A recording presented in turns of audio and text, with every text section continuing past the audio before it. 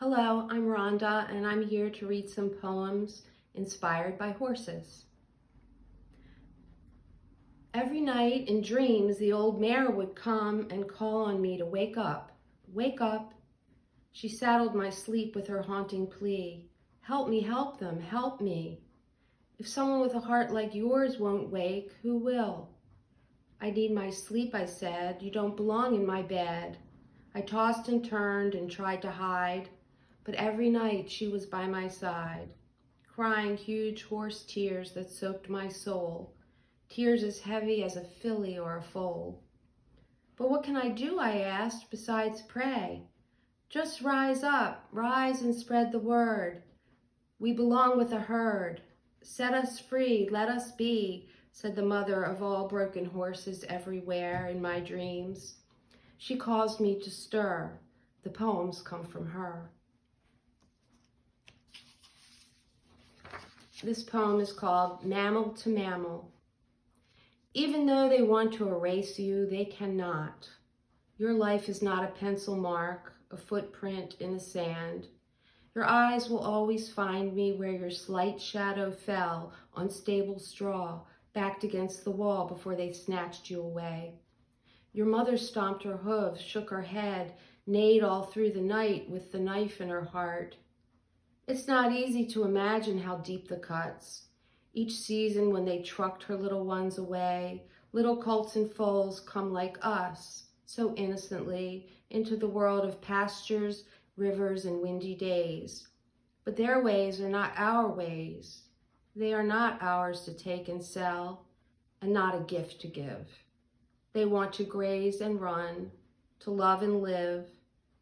Prisoners of human supremacist hate, we promise you we will change your fate. Love another mammal.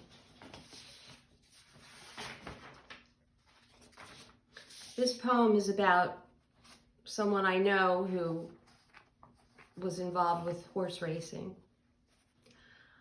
I heard you cried when the yearling died, all that money lost and precious time.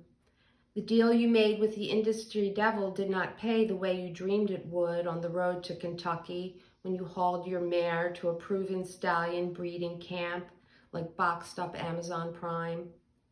After all that work, good fortune fell and broke a leg. You had him burned, then buried on Dead Horse Hill. Do you think Mother Mare will forgive and forget? I would not make that bet. This is a poem I wrote during the holiday time. Dear horse, it's holiday time for humans and also another war the taxes are paying for. The subsidized cruelty you know so well, man's industry of death, its merchants and means. You, once a war horse, had kings on your back all bloody day, braving their battlefields. Galloped to death against your will, kicked when down, then hacked and burned. Dancing, prancing, proud war horse, please. You closed your innocent eyes when it was over while they connived another enterprise, monetized you through whips and chains. Against all laws of nature, nothing has changed. From war horse chain to racehorse chain, from pain to more pain. How can I sleep when I think of you? I want to free you from the beasts who love Christmas lights and Liberty bells and forever wars that wear us down. In 2024, I promise you I'll do more. Love me. Okay.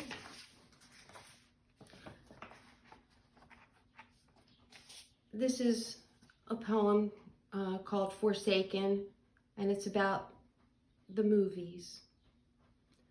Old movie horses, I've been thinking of you long gone without a hoof print on the Hollywood Walk of Fame. I've been thinking of the star-studded spurs, sharp blades they used to break you, to make you tame. All for the sake of art, you dragged that loaded cart or charged through the screen before falling into bleak oblivion somewhere in Death Valley, galloping your hero to sunset glory. kicking up clouds of story dust in that final fateful scene. Just yesterday, I made myself rewind the film to find what I had missed in the dark theater with my popcorn and nonpareils when I was so young and naive, not realizing how I was tricked to believe that you were made for the movies, a lucky star. Years later, no smoke and mirror or sleight of hand can hide your truth from me. Everything I see in that film just makes me sad, like hooves stomping my heart, old movie horses, long gone but not forgotten, killed for the sake of art.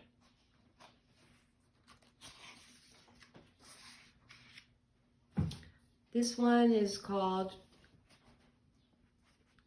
Clickbait, excuse me. He was running for his life when he left the track. He would never go back. And the traffic stopped along the freeway where startled drivers honked and laughed, held up their phones to click and share with everyone everywhere. And the captions read, "This crazy creature, great Facebook feature." That's what the two-legged lunatic said. A freedom-seeking horse was nothing but clickbait, a joke. All that Kool-Aid they loved had killed their conscience and critical thinking skills.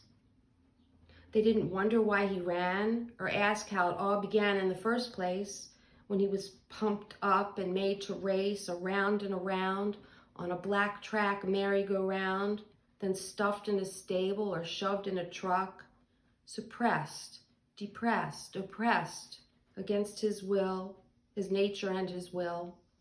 When he kicked for freedom, not to kill.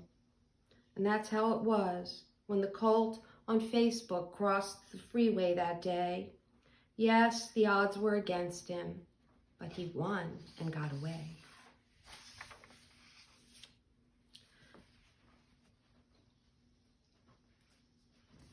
Next poem is, oh, can you stop? Can you stop for a sec?